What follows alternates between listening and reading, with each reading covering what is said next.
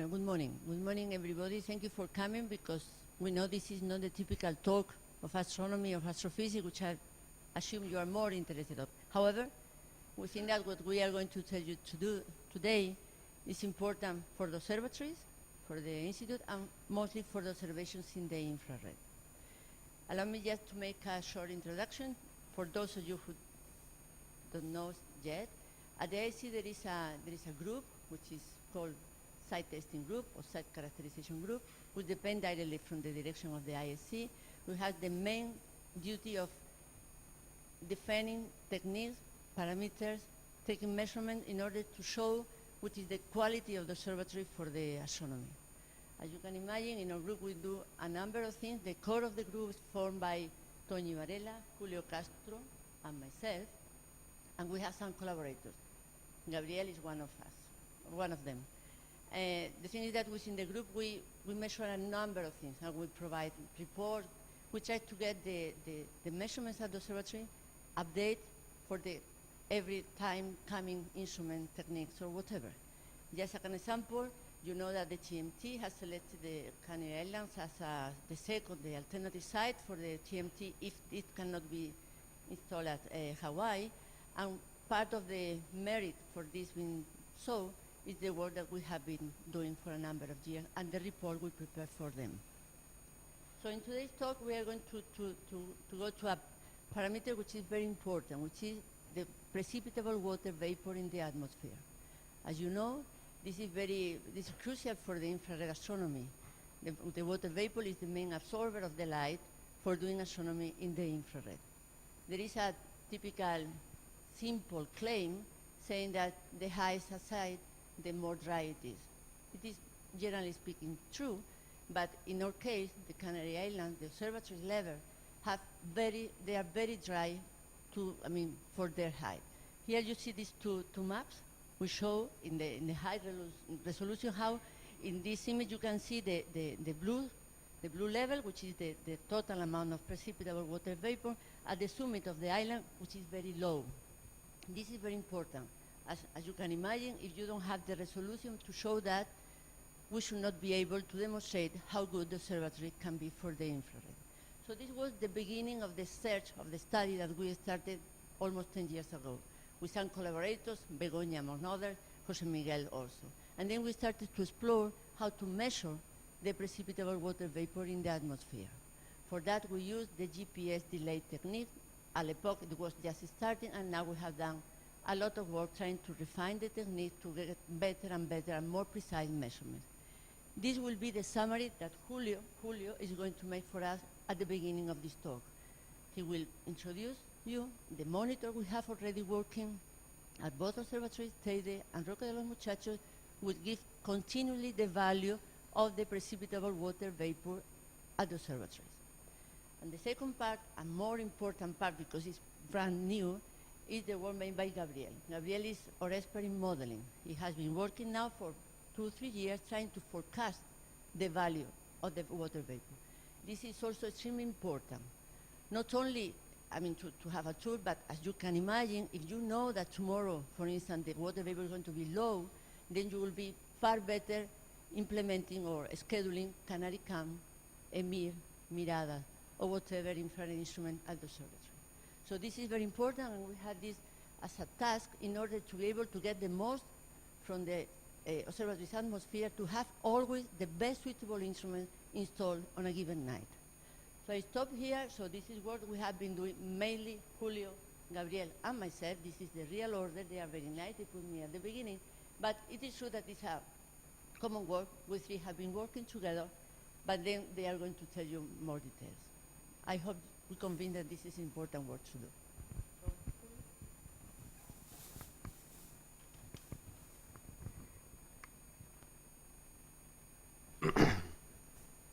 Okay, I think it's working. Okay. Yes.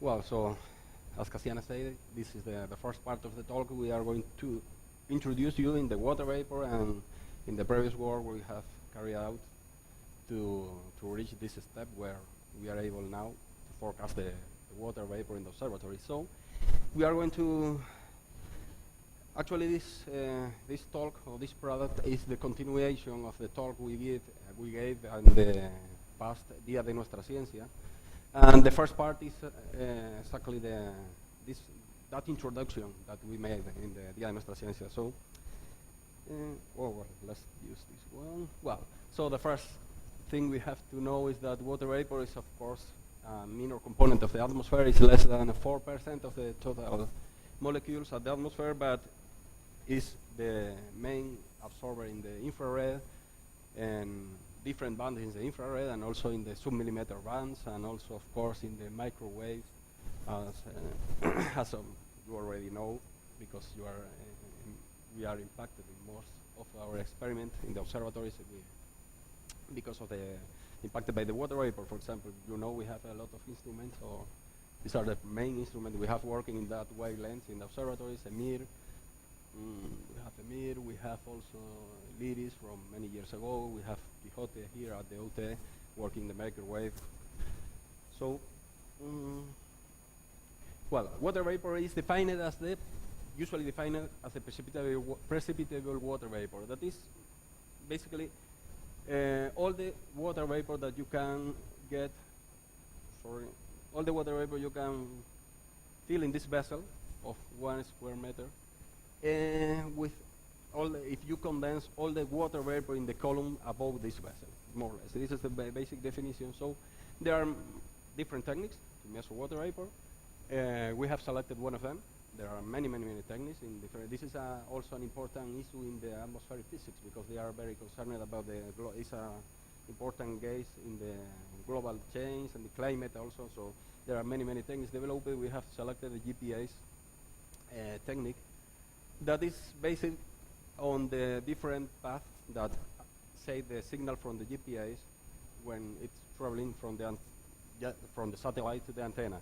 Actually, it's not a straight line path, but it's a refracted path because of the component of the atmosphere.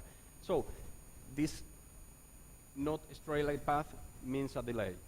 It's detected by the antenna as a delay. So you can separate the total zenith delay that can be measured by with a constellation of GPA satellites. You can measure the delays from the signal returned by different satellites in a constellation.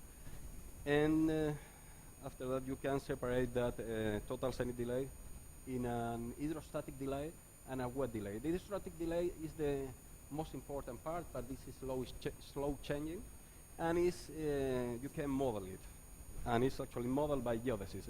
This is really important for geodesists because they are more they are the owners of the antennas at the end, and they are working in the precise modeling of the Earth and so on. So this kind of effect of the atmosphere is a byproduct for them, is a problem for them. So they have been very concerned in correcting.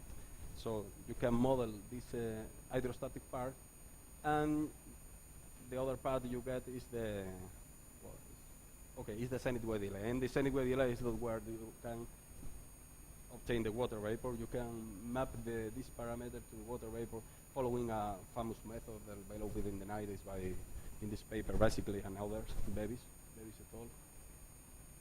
Sorry because I have some confusion between the bodies. Okay, so as I said, the antennas, we have a GPA's antenna at the observatory. Well, actually all of us, we have an GPS antenna in our pocket, in our mobile phones and so on. But we need this kind of antenna. There are these antennas that I said are devoted to geodesy. So this antenna is part of the International Network for Geodesy and was installed by the Instituto Geográfico Nacional, precisely because of that. So we have this antenna and with the data obtained from this antenna, we developed in the past this monitor, a real-time monitor that can, the monitor comes from 2010. In this monitor, we are offering the PWV data from the observatory. Well, there is a new version including the Teide observatory that is coming just now. So, okay. So the GPS monitor has different advantages. The main advantage is that it is 365 days, 24 hours monitor. And it's a cheap monitor because it doesn't need the hardware. It's just a software.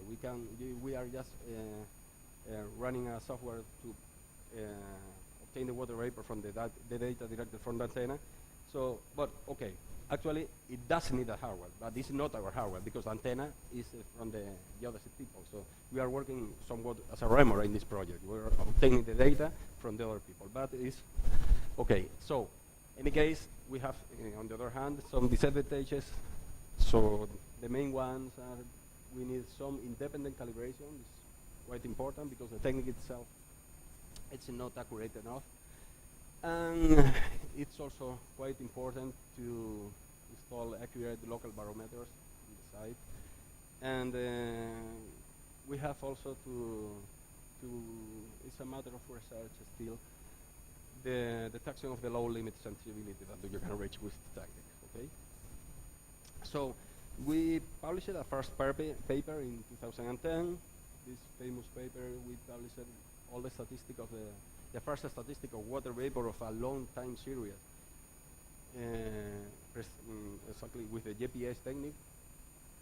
But this was just the first work, and in the following years we have carried out new calibrations, new improvements in the technique. We have installed the local barometers, and we have drastically reduced the errors and dispersion from the work that we published in the first paper. So one of the things that we have carried out is a more or less accurate calibration. To do the calibration, we have used the radio sounding balloons, operational radio sounding balloons, launched close to at Guimar station, close to here in Tenerife. In Guimar is close to the observatory, to the observatory. In the horizontal is less than 15 kilometers. So we obtained a very good result for the calibration, and we obtained the calibration formulas also. Also, to be sure that the radio sounding balloons were okay for our calibration, we developed an estimation of the error, a method for estimating the errors when calculating the water vapor from the radio sounding data. And this method was a statistical method. It was also published in an important atmospheric journal. And finally, we get the data calibrated, and we can update the statistical values. And this is basically this is a summary that we published in the SPI conference 2 years ago. And we get at the end. It's important to take into account that the antennas at both observatories are not exactly at the same altitude. In the antenna at Teide is more close to it's closer to the level of the telescope, but the antenna at the Roque is just close to the residencia, so it's almost 200 meters below the telescope. So it's important because there is a small difference in the statistics because of that. Any case, the summary is that we have excellent excellent condition for astronomy in any case in both sides. Well, so let's talk about the future now. The future is, not this future, it's the same joke like the Día de Nuestra Ciencia.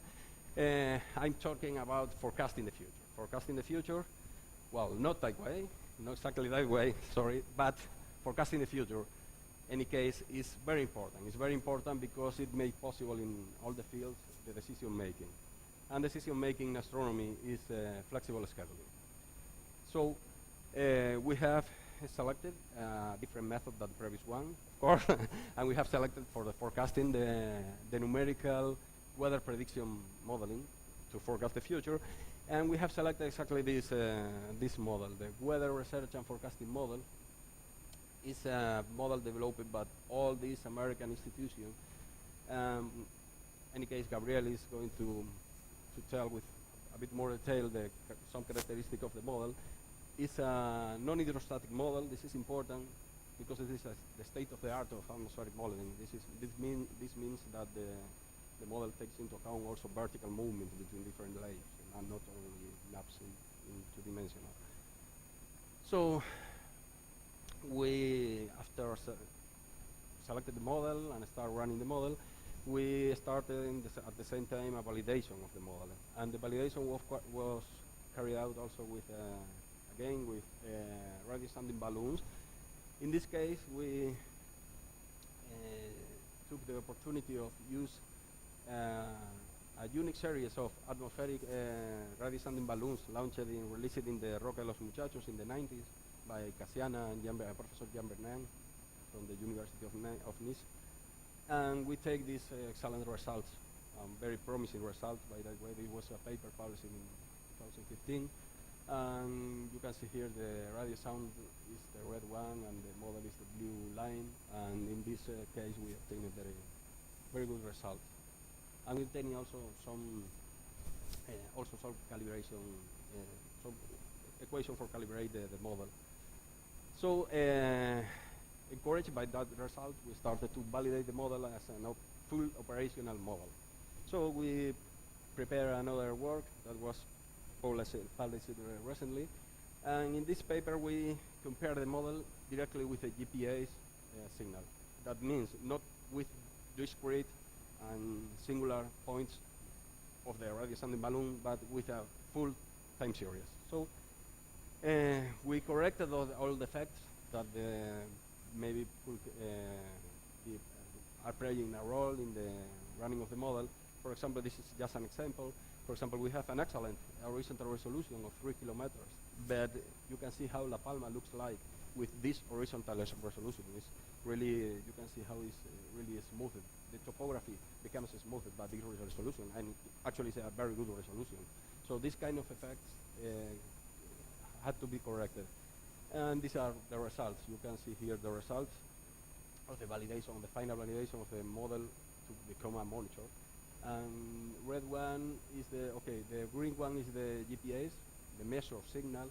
Red one is the forecasted signal. So we obtained a very good result. This is the RMSE, around 1 millimeter. This is a very good result and absolutely validate the model to become this operational tool.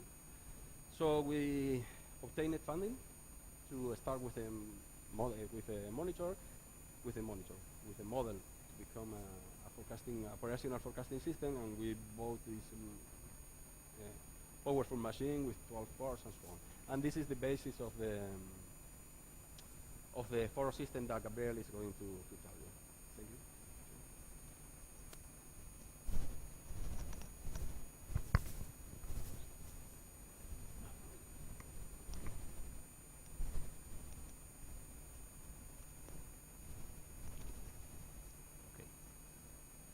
Okay? No?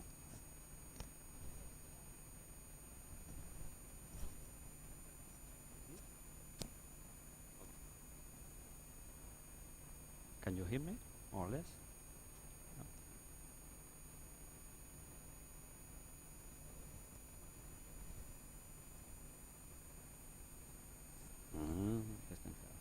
Las gafas. ¿Ahora? Okay. Okay, so I will just continue Julio's description of all this path, because it's a long path, again to finally forecasting the water vapor about observatories. So what the system is called ForO, is the name that we have chose for this system, which is an acronym that means something like forecasting the observatories. And then, yeah, the idea is to have a concept clear in mind, and then you need to convert this into a real system. So just to identify different tasks and the order in which it must be implemented, and then also know the model, the WRF model, which is a mesoscale model. It's a meteorological model that is widely used in the world for many different applications, even also for astronomy. And then after a lot of research behind these last years, and also we got funding for the machines, so we can start to develop it, yeah, do the hard thing, the hard work, and then we finally arrived to this architecture. This is a big block architecture.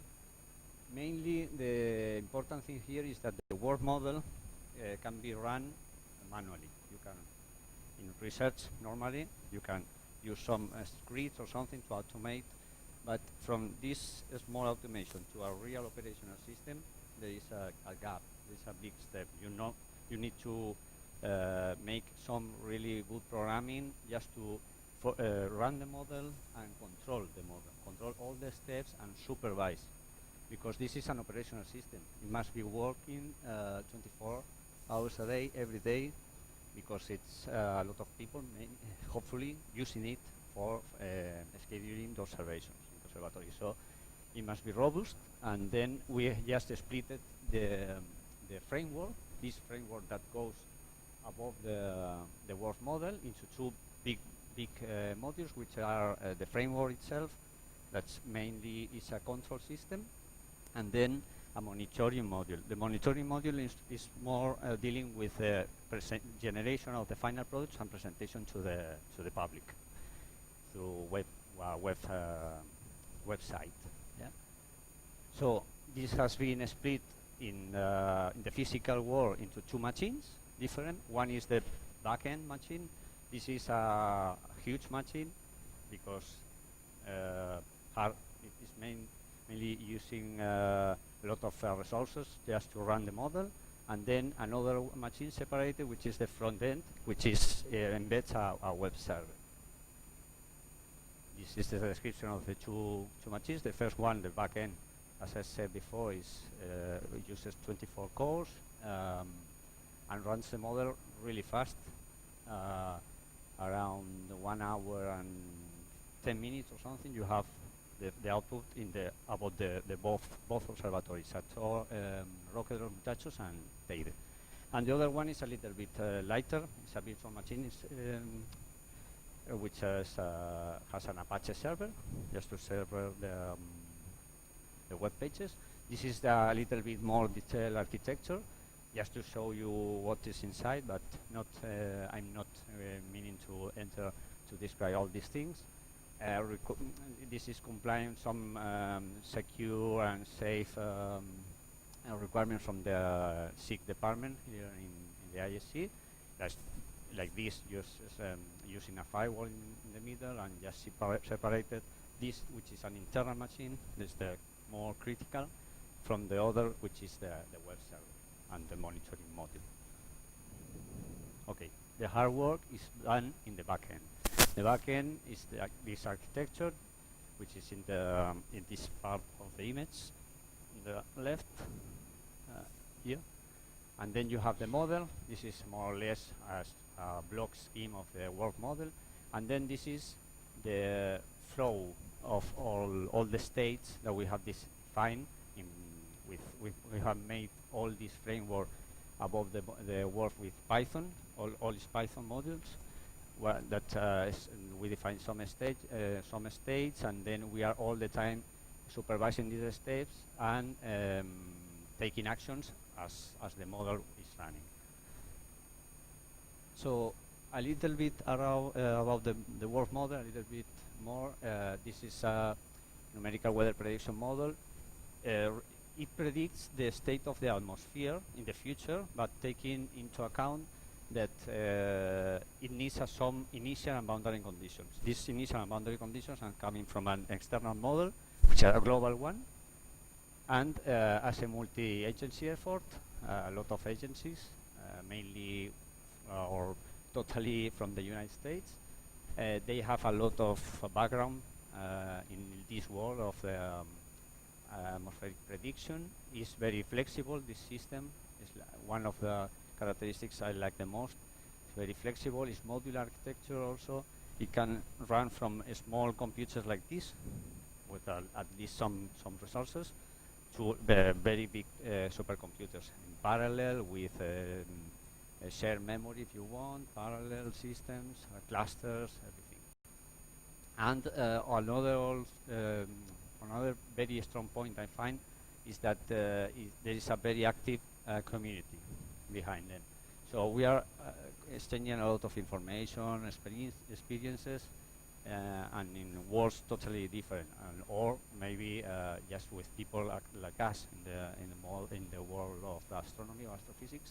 So it's very interesting. I think it's a very nice model to work with. So yeah, I said before that the WRF alone cannot run. It needs a bigger model or a global one that gives the initial and boundary conditions. Sorry. Here. This is the read of the GFS, which is the big one, the global model, and on all these points we are ingesting the initial and boundary conditions into the WRF. The WRF model is run defining some domains, as we call domains, these regions above we focus the prediction. So yeah, the model that goes above, which is the GFS, is with the one we set the frequency of running the WRF model, because the GFS model runs 4 times a day now, nowadays. In the future, maybe more frequently. Now it's 4 times a day, so runs at 00, 06, 12, and the output of this model is not right in the minute before later available. It runs through a series of processes, and after some hours we have the output available. So we have 6 hours delay here. We get at 6 UTC we get the 00 UTC of the GFS and start our simulations in the WRF. So it takes around 1 hour and 10-15 minutes. So about 1 hour and a half or 2 hours later, we have all available in the IAC website, in the site testing website. So you have 4 times a day a new prediction. 4 times a day you have predictions and forecasts available. Okay. So how? Yeah, 72 hours, 3 days. So if we imagine that we are here now, which is around 12 UTC is running, yeah, 12 UTC. So we are here, okay, but we are running with this data, and we can see the evolution of water vapor up to 10, 11, 12. 12 o'clock on 12 of October. All this time, 3 days in advance, you know. Yeah. Yeah, I will explain this a little bit. Yeah. So, yeah, we have computed 3 domains. We have we call nested domains, which are the big one that covers all this area. All this area from Madeira to the northwestern coast of Africa, all the islands. Then we focus a little bit in Canary Islands, and then the last one, the D03, is a domain that only covers one island. So we run the model 2 times, one over La Palma and another time over Tenerife. In the case of La Palma, for instance, this is the point we are focused on. We center the prediction above 1 point. This is the horizontal resolution for each domain. The more external one is 27 kilometers, which means that in the model grid, you have 27 kilometers between 2 consecutive points in the prediction. So as you go down, you have 9 kilometers, and the most accurate part, or the more accurate domain, is this one with the 3 kilometers. This is the grid, and the number of points, the surface covered, and in the results. So yeah, this is like more or less how the model sees really the La Palma Island. Reminds me of like an alien of one of these Atari games in the 80s, because you know. But it's enough for this parameter. We have found that 3 kilometers is enough resolution to get a good prediction, a good forecast of the PWV based on our first radio sounding validation, and then later with the time series of PWV from the GPS monitor. These are the 2 points above which we made the prediction, the ORM and OT. This is how we obtain precipitable water vapor, which is an integrated value. We need to integrate the humidity, humidity in the column, and we have to set two limits. One is the surface limit. The surface limit is set by pressure, but the mean long-term mean pressure above the one and the other observatory, and then we set also a top, which is around 10 hectopascal. Here the humidity is very, very low, almost zero, so we integrate the values here. And why we have chose the WRF model? Because you can find another mesoscale models available, but yeah, it's state of the art, is very flexible, as I said before, is public domain software also, a very active user community, it has very, very frequently model updates, as new parameterizations, for instance, for the physics modules, for the surface or the land surface interaction, the planetary boundary layer, all these research that are continuously being published in the literature are more, not all, but the ones that they really know, know that are interesting for the community are updated in new versions. So it's all the time state of the art. The new research is being included, but also, this is very important, we are using and testing it for a few years. So we have some experience with it. It's not straightforward to use. Sometimes it gives some some problems, but yeah, once you have a knowledge of how it works, it's really, really fun, yeah, to play with it. What all this was the inside of the model, the framework, the system, but what is the user public part, the front end, which is the final products that the people will see. So the first characteristic of the system is that you can see the prediction, the final products, in every device, every kind of device, from a mobile phone to a desktop, an iPad or something. We generate two kind of products. First of all, a time series, just resembling the time series from the monitor, and then some forecast 2D, two-dimensional charts for all the domains.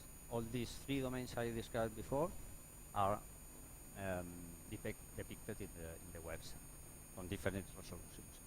So the first one, the PWV time series, is an hourly prediction.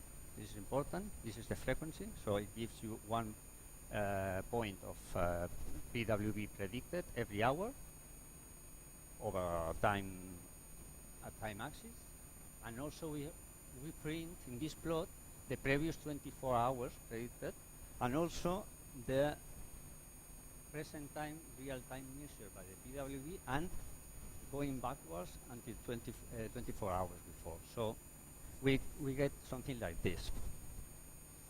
This is I think this is interesting because you have here the forecast start, for instance.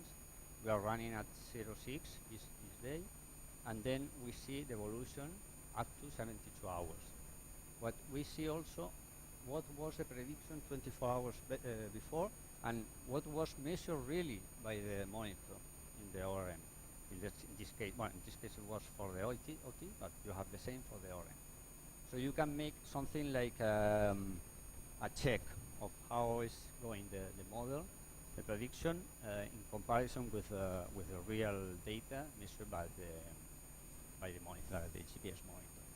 So you have here also another characteristic, which is that if you put the mouse over the time series, you get the value and the timestamp and the value, and then you have the blue line, which is the PWV model forecast from WRF, the green line, which is the measured by the monitor. We have included some blue error bars. This gives you the confidence on the forecast. Yes, this is very a very big equation. It have a lot of components. This is a total model forecast error. It takes into account some things that we have seen in the past, from calibrations made by radio soundings, local radio soundings, also from the GPS monitor, and also taking into account the correlation as you go in time forward in the prediction up to 72 hours. Sorry? Yeah, the errors of the green line, which are the PWV monitor, they are normally around 1 millimeter. We are not checking. We have been thinking about including it here, but the problem is that you get so many information and it gets a little bit confused. So you have also the time series in the monitor if you want to see the error, but it normally varies between a half and a 1 millimeter. So the model forecast starts in this vertical blue line and ends in the last point, which is 72 hours in the future. And this line, which is the green one, this has in the difference, in contrast with the blue one, this green line is dynamically moving in time. You see the prediction 1 hour later is moving a little bit, which sets you in the present time. And then after 6 hours, you will get another prediction. So this will move to the next hours later, and then this line will go each hour moving to the right.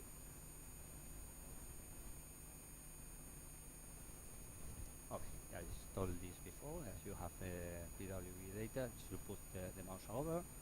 And then we have included a small box below, which gives you the next 72 hours statistics. This is a prediction also, but gives you some figures. What is the minimum expected? Which is the maximum PWV millimeters expected? Which will be the mean and the median. And also 2 parameters which measure something like the stability of the signal. If it is varying a lot in 1 hour time steps or not. Okay, so after this, which is the first product, the time series, we have included also PWV plots. These are animations in color that gives you the evolution of the PWV about the observatories. Okay, so why you have included this? Because you have the time series about the observatory, could be enough. But we think that this is complementary, this is interesting because gives you not only the vision in one point, which is the time series. You are in a point. But here you are seeing the big picture. Why is this water vapor going down here up to 2 millimeters, for instance? You see the synoptical scale meteorological situation.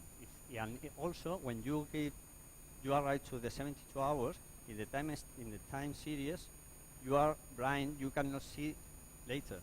But here you see if you are receiving a cold front or something, and which is below or behind, sorry, the cold front. You can see also some hours later if you want. So we think that this is very, very interesting. And also, well, as I said, it's a synoptic view, and also are generated for all the domains. And as I told you now, it's a expanded vision that can give the user a little bit more in the future after 72 hours and anticipate possible PWV low conditions, or in the contrary, bad conditions. So this is an example from the second domain, the 9 kilometers. This is a final product, as it is shown in the website. So you can see the Canary Islands, the more occidental part, and then you have also here the most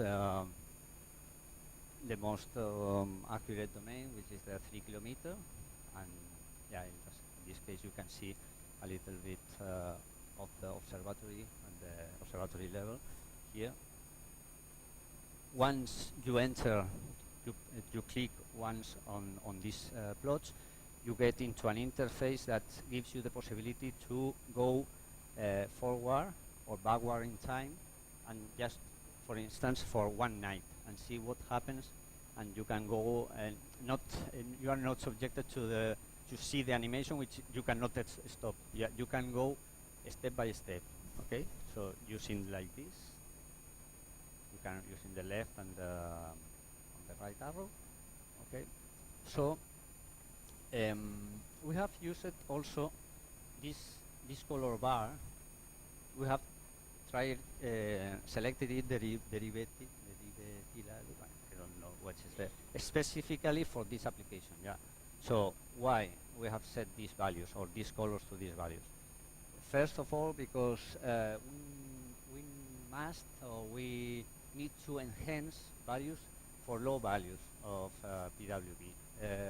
Of course, for infrared observations, we need low values of PWV. So it's no matter maybe to give very detail in high values of PWV above 10 or 8 millimeters, as they are already impacting the observation. So when the conditions get really interesting above below 5, 4 millimeters, I think that's where we need to just give more of the structure of the PWV. So the color bar has been centered on the median of the observatory around 3.5 millimeters, which is the white color here, and then the cold, which are the blue colors, mean dry atmosphere, low values of PWV, so likely suitable for infrared observations. On the other side, we have warm values, which is a moist atmosphere with bad conditions, and not so transparent for observations in the infrared band. Okay, once we have described the final products we have with the system, another characteristic that has the front end is that gives you the user a vision of how is the model running. If it is stopped because there is a problem, if it is running okay, if it is in idle state waiting for the next forecast. So we have just split the WRF model, which is structured in like steps and phases, very, very clearly. So the model is implemented following this, and it allows the user to know which is the stage in which the model is executing. All phases are from pre-processing to post-processing are supervised. So you have used a color code like this, that this orange means like executing, green which successfully finished, and then if some failure is reflected with a red color. Okay, so we go through all the flow in the model forecast from WRF, from starting in the beginning, just getting from the GFS, the global model. You remember the global model? We are taking all this as initial boundary conditions, so we get all this information. This is reflected with this flag, external data collection with orange color. After that, we go to the second phase, which is we process all this information, generate the domains. So here start this changing. We are in the pre-processing still, but with GeoGrid task. Then after that, we go to Angry, which is another process. We unpack all the files from the GFS, and then we process and interpolate in the vertical all this information, which is the MedGrid process. And then after this, which is all this box is the pre-process. Once you have the model has finalized or ended this phase, this, which is the pre-processing, is set in green. Yeah. So you know that the pre-processing has been okay. Then you go into the real simulation. So the simulation in the WRF has two modules. This one, which is very fast, and this, which is the numerical part. The numerical, the big one. This takes 1 hour, 40 minutes for each observatory. This one, less than a minute. Okay. So you see here that is going okay. Once the simulation, these two modules have finished, it sets system. The monitoring sets is in green also. So you have pre-processing okay, simulation okay, and now you move to the post-processing, to generation of the final time series, the charts, all these things. So if there is any problem, or maybe we are updating something in the system, so we have just stopped the ForO system, we will put this flag, not running. Yeah? Normally this will not take some more time than maybe 1 hour or 2 hours or something like this.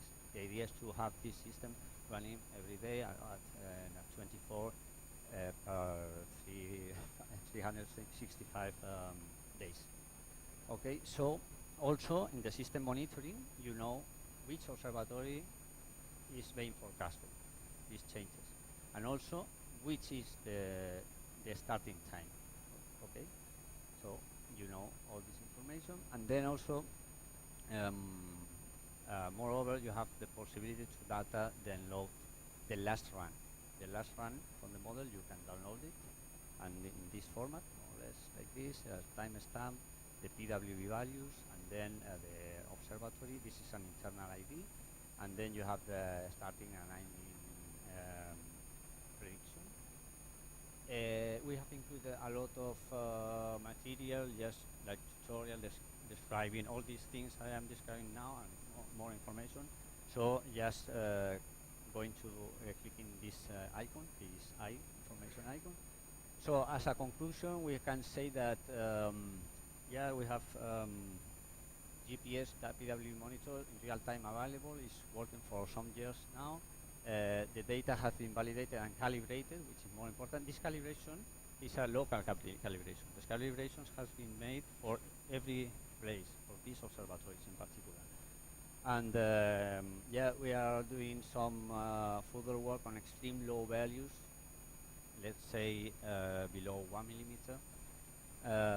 Full comparison for 10 years of OT and ORM is being prepared.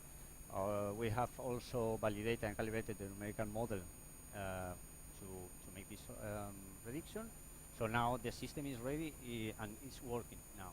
So you can just use all these forecasts for using. So the ultimate goal is just to improve the flexible steering at the observatories, just to use the specific instrument that is better suitable for the conditions that we are expecting in the 24 hours next night, or 2 or 3 nights in advance. So yeah, that's all. Thanks.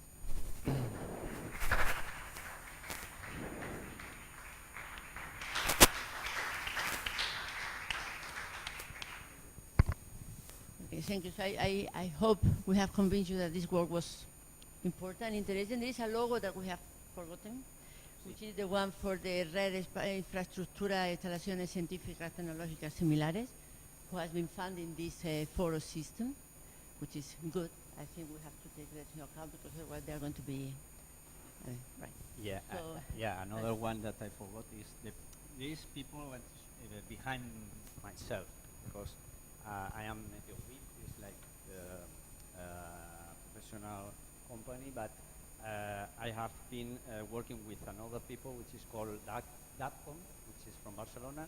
These people has been made the programming part, because I am meteorology, also engineer, but I don't know, maybe something about Python. So I have working with these people, DAPCOM, which is people working also in the world of satellites with the Gaia mission, for instance. So I chose them because of their experience. So now, you have questions? Sure you have.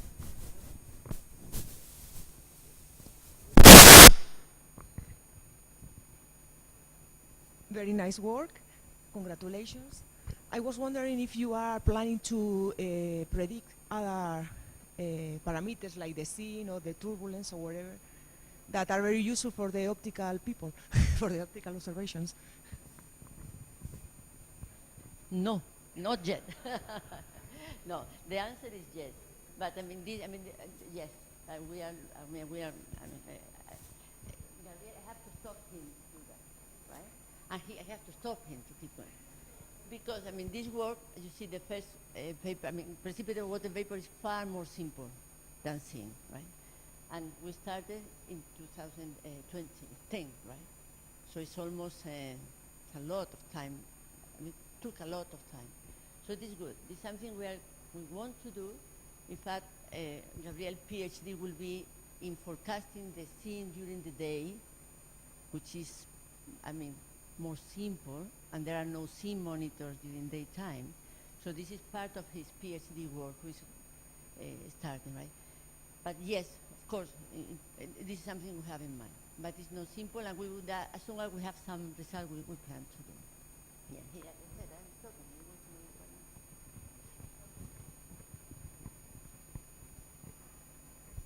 So, yeah, it's a very sensible work. I mean, we have this observatory, so all this forecast is critically important. So I have two small questions. First, you have been repeating that this is for flexible scheduling.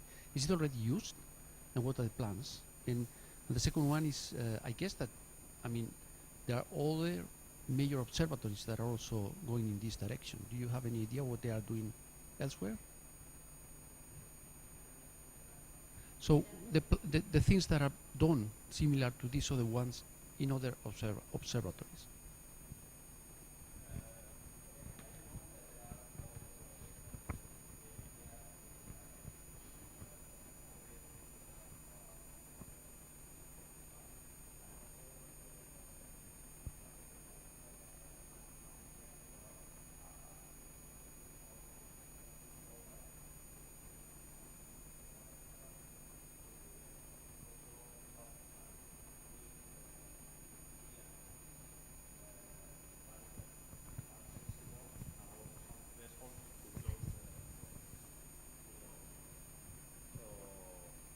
I don't know if this is, yeah, there is a lot of people,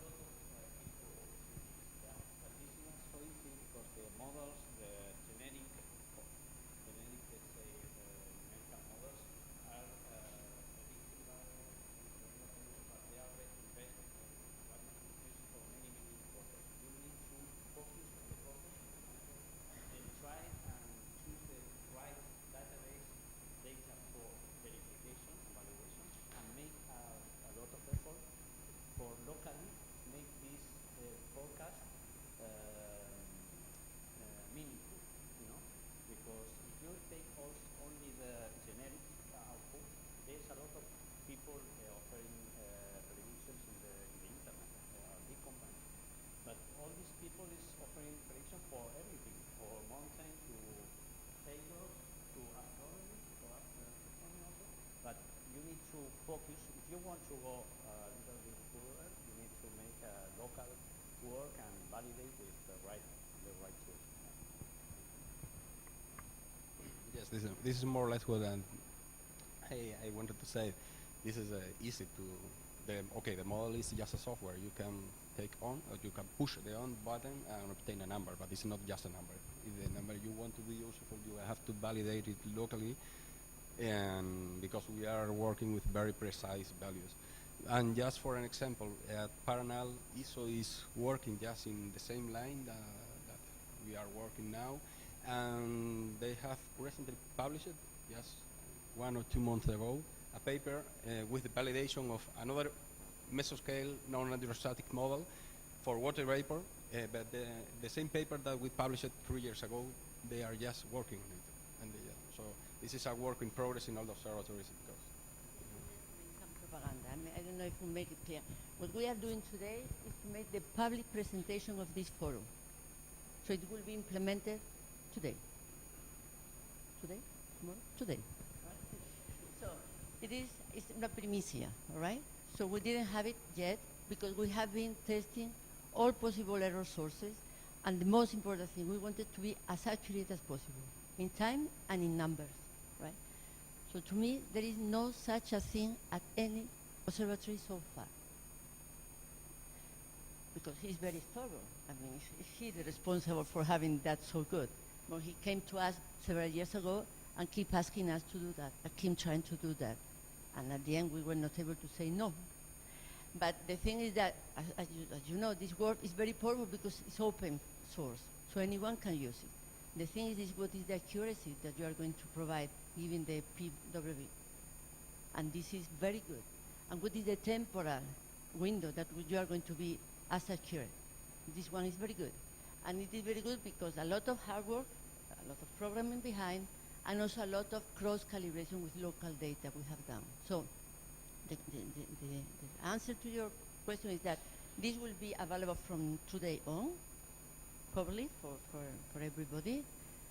And I don't think there is such a good tool in other observatories so far. This is, for example, we are very happy because today we were discussing the concept of flexible scheduling. To me, up to now, is that the astronomer every night choose the best possible program for the night, depending on the atmospheric condition. But with that, they can schedule the best possible instrument for tomorrow and for the day after tomorrow. We know that at the GTC they are able to do that. They can change. Canarican is about to be installed soon again, and now they know which will be. I mean, it is good to install it for tomorrow, for the day after tomorrow, or not, because as you know, Canarican need a very low precipitable water vapor values. So like this, they are going to get the most from the observing time, for instance, at the GTC. We will make as much propaganda, but the way they are going to implement is up to them. We cannot say. But what we can say is that we have the tool, which are, I mean, the numbers are reliable enough for them to take them into consideration. I expect that when you put this on the web, you put a disclaimer option. EAC and the quality group are not responsible of the decision you take based on this data, because it's a prediction. It's the same that you can find this in every web page about the weather. If not, all the reclamation about the observing time loss were directed to you. You're right, we will do that.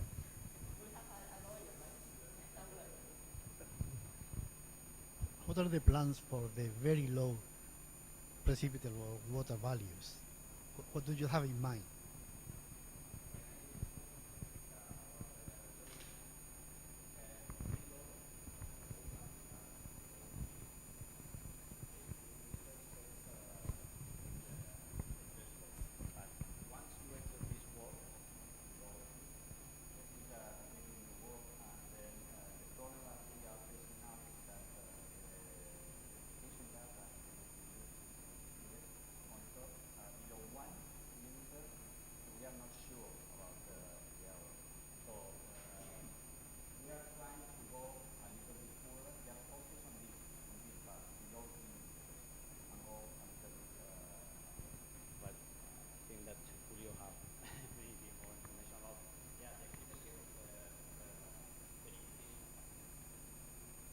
Yes, the problem with the extreme low values of PWV is that our monitor is a GPS monitor. So traditionally, the GPS monitor, right, the atmospheric people, okay, the atmospheric people is working in climate, so they are concerned with water vapors of 40 millimeters, 30 millimeters, 20, so very huge amounts compared with us. So we have pushed the GPS because the advantages we said in the talk, but we have to further research which is the correlation limit to which the GPS is not able, actually it's not able to see, because traditionally they say no, below 3 millimeters GPS is not accurate enough, and we have demonstrated that it is not true at all. We can measure values up to 1 millimeter at least by sure, because our calibration, for example, was we carried out the validation with 50 atmospheric radio sounding balloons, but with 50 high resolution radio sounding balloons, so we are able to identify some features also. And the goal we have is to obtain a final number of this correlation limit, and we recently, just a few months ago, we have complete a full series of 1 year of high resolution atmospheric radio sounding balloons after an agreement with the AMET, because they are the owners of the balloons and the people who is launching it. So we think that this is the line we are researching now, just to compare both series of atmospheric radio sounding balloons, high resolution atmospheric radio sounding balloons with our data. See that? I mean, they have answered three things: the issue of the warp, the GPS technique, which now is accurate down to 1 millimeter. 1 millimeter precipitable water vapor is very low value, right? So, but we want to go even deeper, even lower, right? And that is something we are trying to do in collaboration with people from Quixote. this is something, it's a topic, I mean, I'm not saying much, because they are interested in very low values, and they have data from a different base, I mean, a different technique, the one they measure for their experiment. And there is a possibility to use this number.